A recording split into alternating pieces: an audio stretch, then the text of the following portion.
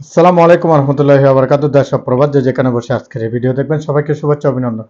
প্রিয় দর্শক, আজকে আপনাদেরকে এমন একটি ভিডিওর সাথে যুক্ত করতে যাচ্ছি যা শুনলে আপনারাও হতবাক হয়ে যাবেন এবং আমাদের অনেক দর্শকরাও হয়তো এটা নিয়ে মন্তব্য করবেন।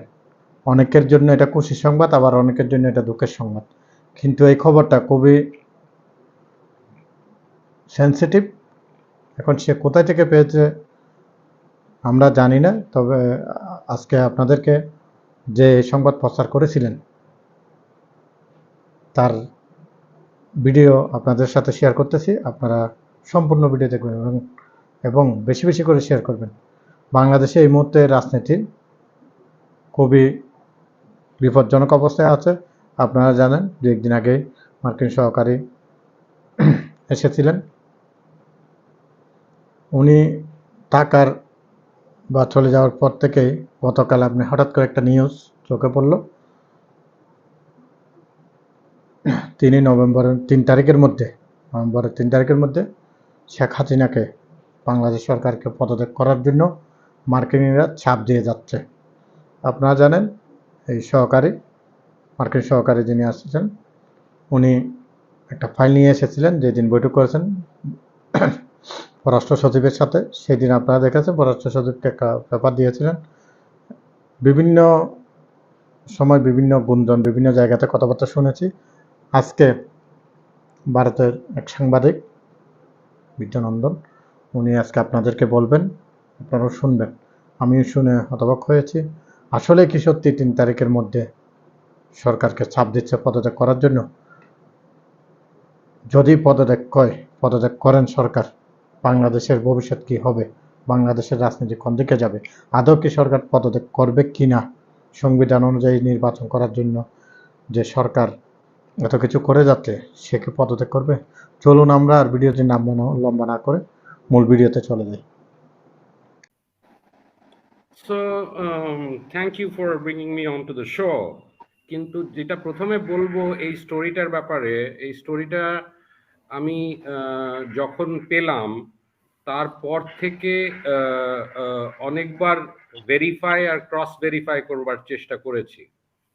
আর আমার সোর্সেসরাও আমাকে সেভাবেই বলেছিলেন যে এইদিকেই এগোচ্ছে ব্যাপারটা। And they did not back off.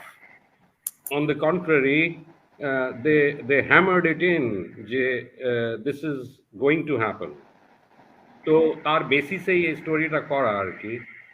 কিন্তু এই জিনিসটাও আমি অ্যাডমিট করব যে I knew that this is a sensitive story. সেই জন্যে আমাকে ভেরিফাই ক্রস ভেরিফাই করে তারপরে লিখতে হলো। আমার লিখতেও সময় লেগেছে এটা, as you know that you have to choose your words very carefully. আর সঙ্গে আমি একজন কনস্টিটিউশনাল এক্সপার্ট আছেন বাংলাদেশে, মিস্টার শাহদিন মালিক, তাকেও আমি কনসাল্ট করেছিলাম এই ব্যাপারটা নিয়ে। তো তারপরে এই স্টোরিটা করলাম। I had a pretty sleepless night বলতে গেলে। কিন্তু সকালে যখন উঠলাম তখন দেখলাম যে as usual the reaction was on expected lines, যে কিছু লোক এটাকে নিয়ে চর্চা করবে, আবার কিছু লোক এটাকে নিয়ে অনেক ধরনের মন্তব্য করবে, মন্দ কথাও বলবে। তো উইচ ইজ ফাইন। তো তার পরবর্তীকালে একটা স্টোরি ঢাকা ডেডলাইনে ইউনাইটেড নিউজ অফ বাংলাদেশ করলো, and I would now leave it to you to shed some more light on the United News of Bangladesh's story. আমার কাছে নতুন তথ্য অ্যাড করার কিছু নেই। আমি শুধু এইটুকু বলতে পারি যে আমি এই স্টোরিটা অনেকদিন ধরে সেন্স করছিলাম, এই স্টোরিটা ডেভেলপ করছে আর কি। হ্যাঁ, তারপরে ফাইনালি যখন পেলাম সেটা গতকাল সকালে আর কি, when I had some of the facts with me. সেই ফ্যাক্টসের বেসিসে আমি অ্যাজ আই টোল্ড ইউ আর কি, আপনাকে বললাম একটু আগে, যে সেগুলোকে ভেরিফাই করলাম, ক্রস ভেরিফাই করলাম। I went back to my sources, not once, not twice, but thrice. So only when I felt confident that yes, this seems to have some degree of credibility, only then did I proceed with writing the story. and আজকে সকালে ওই যে বলছিলাম, I refer to the United news of বাংলাদেশের story. Yes. ওরা হয়তো না, ওরা আমেরিকান দূতাবাসের যে স্পোকস পারসন আছেন ঢাকাতে, মিস্টার ব্রায়ান শিলার, ওনার থেকে ওনার রেসপন্স নিয়েছেন। আর রেসপন্স নেওয়াতে আমি যেটা দেখলাম, স্ক্রুটিনাইজ করে ইউনাইটেড নিউজ অফ বাংলাদেশের রিপোর্টটা দেখে, কে স্ক্রুটিনাইজ করে, যে কোথাও তারা আমার স্টোরিটা ডিনাই করেনি, বরঞ্চ রিটারেট করেছেন যেই কথাগুলো আফরিন আক্তার বলেছিলেন ঢাকাতে। পরবর্তীতে না গিয়ে যদি আমরা একটু 16 তারিখেই যাই, তাহলেই বোঝা যাচ্ছে যে পরিকল্পনাটা কি, মানে বা চিন্তাধারাটা কি হচ্ছে সরকারের। আপনাদের প্রেসিডেন্টের আমি যতটুকু শুনেছিলাম, মোহাম্মদ শাহাবুদ্দিন সাহেবের আগে বিদেশ যাওয়ার সফরের ডেট ছিল 12 তারিখ, সেটা পেছলো 16 তারিখ। তো 16 তারিখে উনি যাচ্ছেন মেডিকেল চেক আপের জন্য। all my sympathies are with him, and I'm sure that he will be fit and fine by the time he reaches Dhaka. ওনার ফেরত আসার দিনও 30 অক্টোবর বলা আছে আর কি। তো প্রক্রিয়াটা আমাদের ওখান থেকে দেখতে হবে যে প্রেসিডেন্ট সাহেব হঠাৎ চলে গেলেন, তার একদিন আগে প্রাইম মিনিস্টার হাসিনা ওনার সঙ্গে দেখা করেছেন, তার সঙ্গে সঙ্গে চিফ জাস্টিসও দেখা করেছিলেন ওনার সঙ্গে। তো all of this indicate that not everything is very innocent about this visits. এগুলো আমরা বুঝি, শরীর খারাপ নিশ্চয়ই হতে পারে একজন মানুষের, কিন্তু শাহাবুদ্দিন সাহেব কিন্তু গত মাসেও সিঙ্গাপুরেই গিয়েছিলেন, আর সেখানে পুরো পরিবারকে নিয়েই গিয়েছিলেন, নানান ফ্যামিলি মেম্বার্সদের নিয়ে। তো that is one.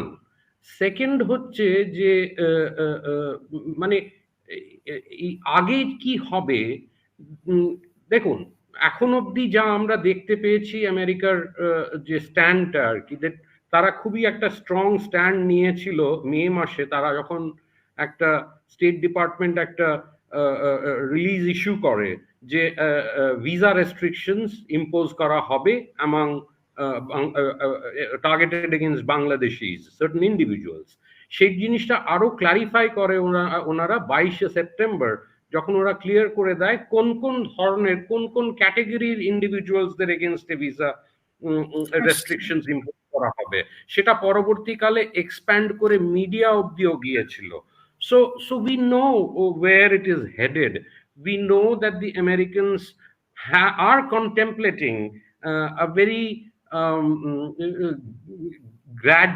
gradual sort of একটা অ্যাকশন এটা করার জন্য আর কি, ভেরি গ্রেডেড গ্রাজুয়াল অ্যাকশন হবে। তো এগুলো তো একসঙ্গে হয় না।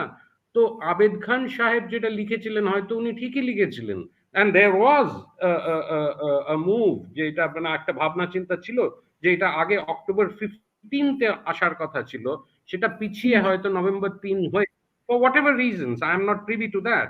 I'm sure there must be some strategic reason behind pushing the date a little by about 15-20 days. So that doesn't affect the American stand in any way, that they want free, fair and participatory elections in Bangladesh. সেই এনভায়রনমেন্টটা কি আছে? দেখে তো মনে হয় না আছে।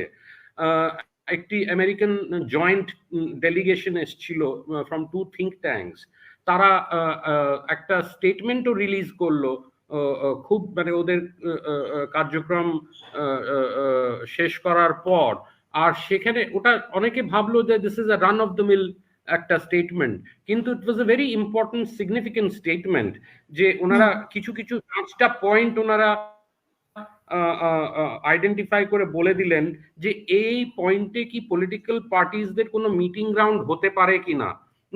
From the মানে এখন অব্দি যারা আমরা যা দেখছি, the evidence on the ground suggests that there cannot be any reconciliation between the Awami League or the BNP. So what does that indicate? It indicates that the climate for an election probably doesn't exist. A suitable climate, a conducive atmosphere for the elections, সেটা বোধহয় বাংলাদেশে exist করে না। এখন যদি আরেকটু এগোই আমরা আমরা দেখব যে অনেক জায়গায় চর্চা হচ্ছে যে যদি এই এই এই শর্তগুলো না মানে আর কি, যে মানে স্টেপ ডাউন করা, তাহলে কি হতে পারে? তাহলে কি can we expect very strong sanctions? And finally can we expect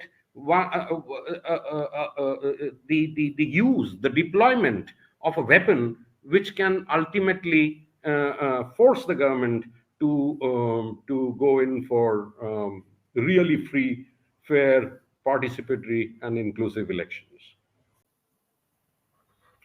তো সরকার তো চাইছে যে তারা একটা তাদের মতন করে ইলেকশন করবে, মানে তারা তো they are not even welcoming of, or they are not even in favor of a caretaker government or an interim government or any other kind of interim arrangement.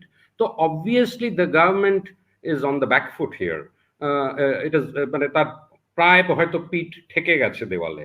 তারা হয়তো যে কোনো ভাবে যে কোনো প্রকারে একটা ইলেকশন করতে চায় in order to sort of legitimize their continuance.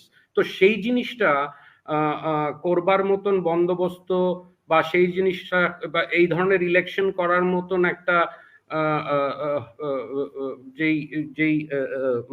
যেই দিকে এগোচ্ছে, যেই স্টেপস গুলো নিচ্ছে, সেগুলো তো they are very obvious, they are very very clear, it's out in the open that this government wants to defy all sorts of or withstand or try to withstand all sorts of pressures to do an election. Kono moto ekta election kore they want to return to power. They have much to hide.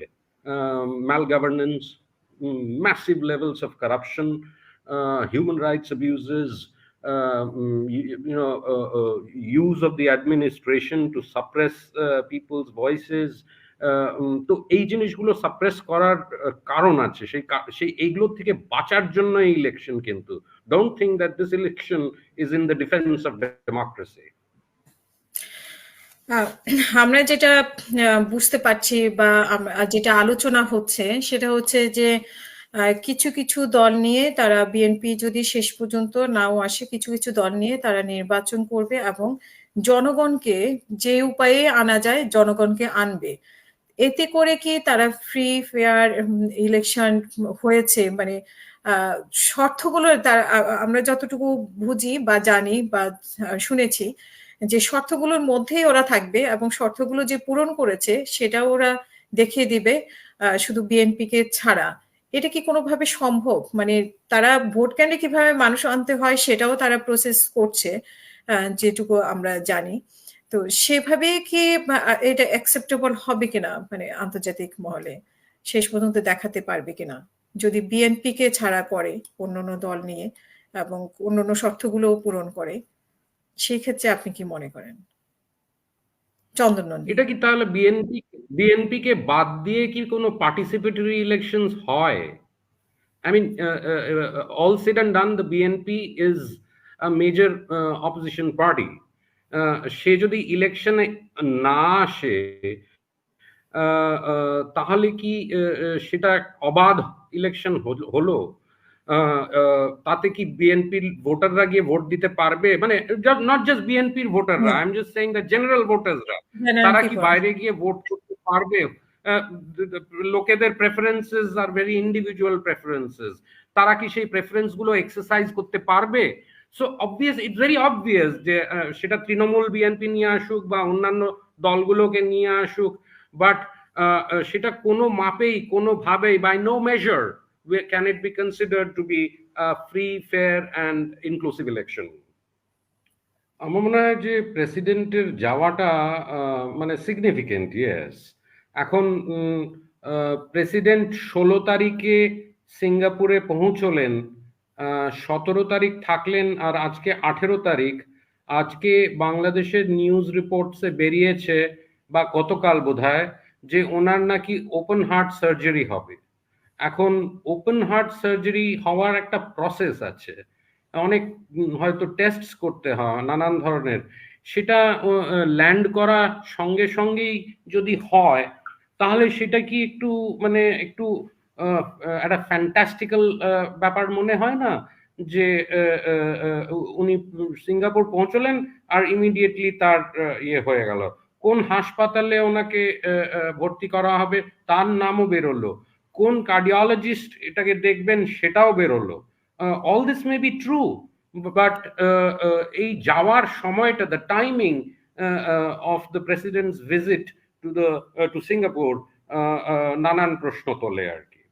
Coming to your second point about India, I think মানে এর মধ্যে তো কোনো দৌড়াই নেই যে India has a large interest in Bangladesh, আর থাকবে নাই বা কেন, Bangladesh is a bordering country. We have friendly relations with Bangladesh, and over the years the Hasina government claims this, as well as the Indian government. সেখানে সেটা কোনো disputed factor না, but the one question that I haven't found any satisfactory answer to is that যেই জিনিসটা আর কি, যেই পাওয়ারটা এখন সবচেয়ে বেশি মানে apart from the United States, there is of course the China factor, the penetration that China has made in Bangladesh and may continue to make on a greater measure if Sheikh Hasina wins. আর এই জিনিসটা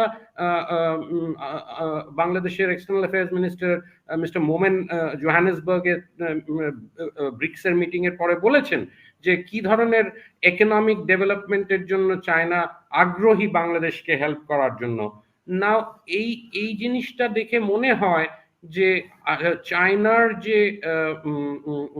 ইনফ্লুয়েন্সটা বাংলাদেশে আরো বাড়বে। How does India reconcile with this? Does it sit well with the government's proclaimed stand যে আওয়ামী লীগ গভর্নমেন্টের সঙ্গে আমাদের বন্ধুত্ব খুবই ভালো এবং এটা থাকাও উচিত ইন্ডিকেট করেছেন। খুব রিসেন্টলি একটা বাংলাদেশ থেকে জার্নালিস্টদের দল দিল্লি এসেছে, এখনো আছেন ওনারা।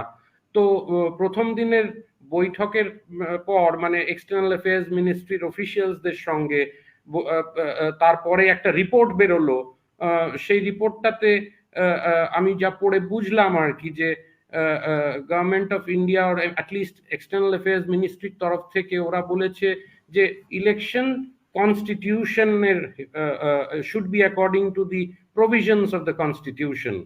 Now what does that mean? Does it mean that we continue to support Sheikh Hasina and we continue to play a part in the continuation of this government and the likely continuation of another government? So yes, so that's where that's how I would sort of see things as far as India is concerned. আমি কিছু videos দেখেছি আজ সকালের যে gathering হয়েছে পল্টন এরিয়াতে। It is very large, মানে এটা হয়তো ওই জুলাই 25 না 26-এ যে গ্যাদারিং হয়েছিল তার থেকে কম নিশ্চয়ই, but it is decidedly quite large. তো বাট এই যে মোমেন্টাম যেটা বিএনপি চেষ্টা করছে গেইন করার, সেটাকে মেনটেন করার, সেটা পুজোর পরে কিরকম জায়গায় যাবে আমি বলতে পারছি না এখনই, but it promises to be a large movement, quite a widespread movement হতে পারে। However, I think যে কোনো পক্ষই চায় না, আশা করি, যে এই যে একটা ভোলাটাইল পলিটিক্যাল সিচুয়েশন তৈরি হচ্ছে সেটা ভায়োলেন্ট একটা কনফ্রন্টেশনে না যায় আর কি, তাতে লোকজনের প্রাণ এবং অন্যান্য জিনিসের ক্ষয়ক্ষতি হয়, and that is not desirable at all. I think both sides, both the Army League and the BNP, should step back from doing anything that is going to cause a law and order problem in across in Dhaka and certainly in other parts of Bangladesh. However, the BNP, যদি আমরা বলি BNPর political movement, yes, the BNP has its tail up. It senses that it's going for the jugular, and therefore, and if it can sort of sustain this movement, তার একটা positive fallout হতে পারে। এতে বোঝা যায় people's মানে anger, certainly তাদের supporters their anger, but I'm sure that this is an anger that cuts across the political divide. Whether it will be good for democracy or not, time will say. Baseless একেবারেই বলবো না, কথাবার্তা হয়েছে, হয়তো এখনো চলছে, but গতবারের মতন 2018-তে যখন বিএনপিকে নিয়ে আসা হলো ইলেকশনে, সেটা তো we all know that it was to give the mark of legitimacy to an election that turned out to be a fraud on the nation. না, তার আগের দিন ব্যালটিং হয়ে গিয়েছিল, তো সেখানে বিএনপির গ্রিভেন্স থাকা উচিতই in fact, and maybe it is part of their political strategy কি এবারে আমরা ইলেকশনে যাব না, গিয়ে দুটো তিনটে জিনিস প্রুভ করব বা এস্টাবলিশ করবার চেষ্টা করব যে how bankrupt the ruling establishment is, that it is not willing to take steps in order to create the conditions for free, fair and participatory elections. The BNP on its part also, as you বললাম একটু আগে যে BNP's tail is up. It realizes it has scented blood. It hasn't tasted blood yet, but they are ready to go for the kill. তো সেদিক দিয়ে ভালো, I would say that yes, it's a great political drive, but depends on how far they will be able to take this without causing large scale violence.